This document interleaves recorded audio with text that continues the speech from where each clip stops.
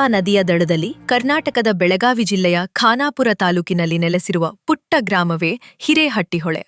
ತಲೆಮಾರುಗಳಿಂದ ಈ ಗ್ರಾಮದ ಬಡ ಕೃಷಿ ಕೂಲಿ ಕಾರ್ಮಿಕರು ಸುತ್ತಮುತ್ತಲಿನ ಹೊಲಗಳಲ್ಲಿ ದುಡಿದು ತಮ್ಮ ಜೀವನೋಪಾಯವನ್ನು ಸಾಗಿಸುತ್ತಿದ್ದರು. ಅವರ ಜೀವನ ಸರಳವಾಗಿತ್ತು. ಆದರೆ ಅವರ ಬದುಕಿನ ಮೇಲೆ ಸದಾ ಒಂದು ಭಯದ ಕರಿನೆರಳು ಆವರಿಸಿತ್ತು. ಅದು ಪ್ರವಾಹದ ಭಯ. 1954ರಲ್ಲಿ ಸಂಭವಿಸಿದ ಭೀಕರ ಪ್ರವಾಹವು ಗ್ರಾಮದ ಬಹುತೇಕ ಕುಟುಂಬಗಳನ್ನು ಊರು ತೊರೆಯುವಂತೆ ಮಾಡಿತ್ತು.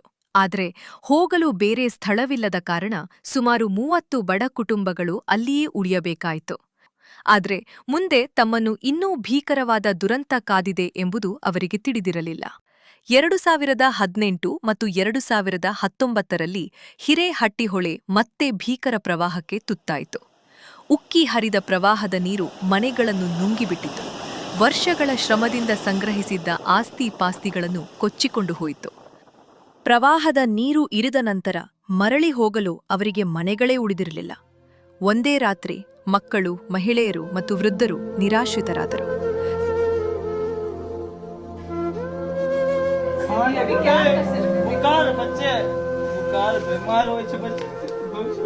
काम नहीं करते तो बात मैंने पर विश्वास है मैं तो जाके कर दिया तो हमने काम नहीं कर दिया तो चला ये करे वो बच्चा मेरे को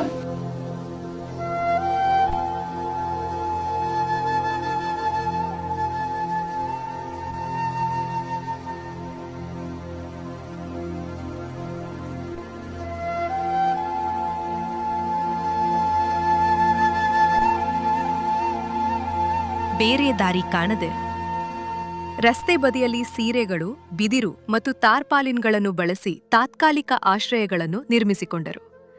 ವರ್ಷಗಳು ಕಳೆದರೂ ಇಂದಿಗೂ ಈ ಕುಟುಂಬಗಳು ಅದೇ ದುರ್ಬಲವಾದ ಶೆಡ್ಗಳಲ್ಲಿ ಬದುಕು ಸಾಗಿಸುತ್ತಿವೆ. ಸರಿಯಾದ ಶೌಚಾಲಯಗಳಿಲ್ಲ, ಸುರಕ್ಷಿತ ಮನೆಗಳಿಲ್ಲ, ಶುದ್ಧ ಕುಡಿಯುವ ನೀರಿನ ಸೌಲಭ್ಯ ಅತ್ಯಂತ ಸೀಮಿತವಾಗಿದೆ. ವೃದ್ಧರು ಅನಾರೋಗ್ಯ ಮತ್ತು ಕಠಿಣ ಜೀವನ ಪರಿಸ್ಥಿತಿಗಳ ನಡುವೆ ದಿನನ ಕಳೆಯುತ್ತಿದ್ದಾರೆ. ಈ ಕುಟುಂಬಗಳಿಗೆ ಬದುಕುಳಿಯುವುದೇ ಪ್ರತಿದಿನದ ಹೋರಾಟವಾಗಿದೆ. हमारा घर में बहुत उमसी है, हमारे तगड़ा भी चीलने लगे पानी से, हमारा बहुत मुसीबत है एक बार.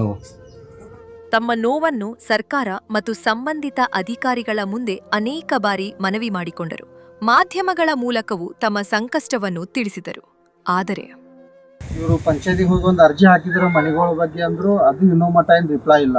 ಯಾಕಂದ್ರೆ ಮೇಗಿಂದು ಮನೆಗಳು ಬಂದಿಲ್ಲ, ನಾವು ಹೆಂಗ್ ಕೊಡ್ಬೇಕಂತ ಎಲ್ಲ ಉತ್ತರ ಹಿಂಗ್ ಬರ್ತಾ ಇದೆ.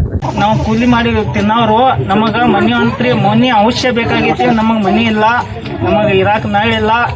हमना कौन सा भी साया नहीं, सरकार का साया नहीं, किसका भी साया नहीं. 2019 में इस इलाके में फ्लड आया और वो उस वक्त से लेकर आज तक बेघर रहे. तब से कुछ क्या गवर्नमेंट का भी साया है नहीं, क्या भी है नहीं. हमारे जरा बेलगाम है, करंट का नहीं है, पानी का नहीं, संडासा का नहीं, घर का नहीं, इलाज 50 साल का त्रास है. यहाँ चिकड़ पानी में बरसात में जा को बच्चे सीख आ रहे हैं. HRS टीम के जिम्मेदारान हमारे साथ हैं, क्योंकि 2019 के उस फ्लड के बाद मुतासरीन को, इन फैमिलीज को राहत बख्शने का काम HRS की जानिब से हुआ है. शाम को पका को ढीले चुखा को बैठने के अंदर सांपा बिचवा घर भर को आते ही, जंगल में के पानी सी हर सी सब सी हमें बहुत तकलीफ है. हमारा घर पहला बना दो. 2020ರಲ್ಲಿ ಹ್ಯೂಮನಿಟೇರಿಯನ್ ರಿಲೀಫ್ ಸೊಸೈಟಿ, ಮದೀನಾ ರಿಲೀಫ್ ಫೌಂಡೇಶನ್ನ ಸಹಯೋಗದೊಂದಿಗೆ ಈ ಕುಟುಂಬಗಳ ಬದುಕಿಗೆ ಶಾಶ್ವತ ಪರಿಹಾರ ಒದಗಿಸುವ ಸಂಕಲ್ಪದೊಂದಿಗೆ ಮುಂದೆ ಬಂತು. ಪ್ರವಾಹ ಪೀಡಿತ ಪ್ರದೇಶದಿಂದ ಸುಮಾರು 4 ಕಿಲೋಮೀಟರ್ ದೂರದಲ್ಲಿರುವ ಸುರಕ್ಷಿತ ಸ್ಥಳದಲ್ಲಿ 1 ಎಕರೆ ಜಮೀನನ್ನು ಖರೀದಿಸಲಾಯಿತು. 2019 में हमारे घर आ गए थे. HRS फंड ले हमने 1 एकड़ जगह तुला दिए है. बारिश में यहाँ राड़े में बहुत यहाँ श्रद्धाएं तो पढ़ने को आई. HRS की जानिब से इन्होंने एक मुसलसल कोशिशों के बाद इन लोगों को एक छत मुहैया करने की इन्होंने कोशिश की. तो यहाँ पर ज़मीन खरीद कर इनके अलग अलग जितनी भी यहाँ पर फैमिलीज़ हैं, इनके अलग अलग नाम पर प्लॉट्स इन्होंने तकसीम करके ज़मीन का इंतज़ाम तो इन्होंने किया है. लेकिन अब उस ज़मीन पर घर बनाने की एक बड़ी जिम्मेदारी है. ಸುಮಾರು 30 ಫಲಾನುಭವಿ ಕುಟುಂಬಗಳ ಹೆಸರಿನಲ್ಲಿ ಪ್ರತ್ಯೇಕ ನಿವೇಶನಗಳನ್ನ ನೋಂದಾಯಿಸಲಾಯಿತು. ಯೋಜಿತ ಬಡಾವಣೆಯ ವಿನ್ಯಾಸವನ್ನ ಸಿದ್ಧಪಡಿಸಲಾಯಿತು. ಗ್ರಾಮ ಪಂಚಾಯಿತಿಯ ಮೂಲಕ ಜಮೀನಿನ ಅಧಿಕೃತ ನೋಂದಣಿ ಪೂರ್ಣಗೊಂಡಿತು. ಇದು ನಮ್ಮ ಸ್ವಂತ ಜಾಗ ಎಂದು ಹೆಮ್ಮೆಯಿಂದ ಹೇಳುವ ಅವಕಾಶ ದೊರೆಯಿತು. ಆದರೆ ಇನ್ನೂ ಒಂದು ದೊಡ್ಡ ಸವಾಲು ಉಳಿದಿತ್ತು. ಅವರಿಗೆ ಜಮೀನು ಸಿಕ್ಕಿತ್ತು, ಆದ್ರೆ ಮನೆ ಕಟ್ಟಲು ಅಗತ್ಯವಾದ ಆರ್ಥಿಕ ಸಂಪನ್ಮೂಲಗಳು ಇರಲಿಲ್ಲ.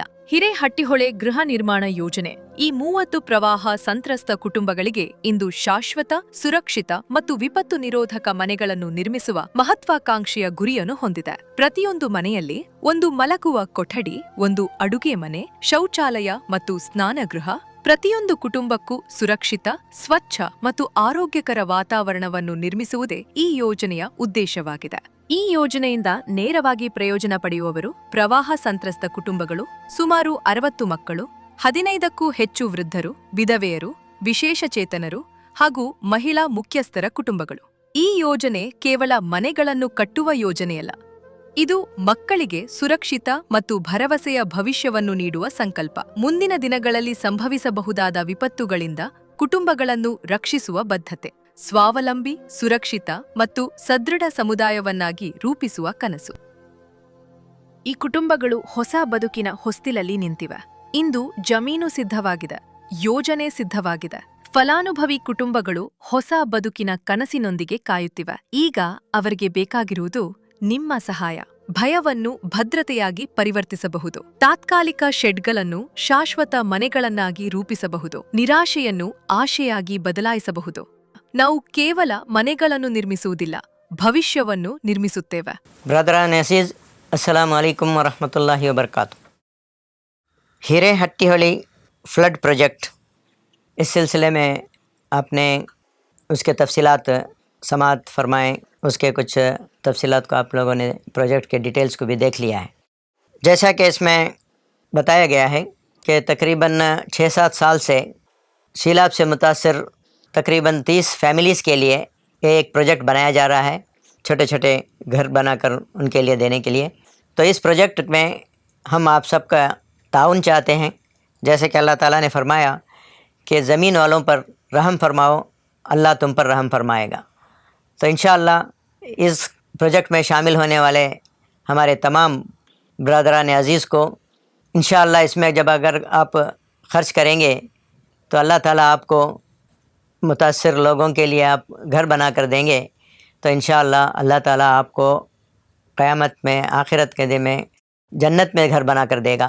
तो इसलिए इस प्रोजेक्ट की अहमियत को समझकर आप सबसे मैं गुजारिश करता हूँ कि इसमें भरपूर हिस्सा लें, अपना भी और दूसरों के अतियात भी इसमें शामिल करने के लिए भरपूर कोशिश करें। जज़ाकल्लाह खैर।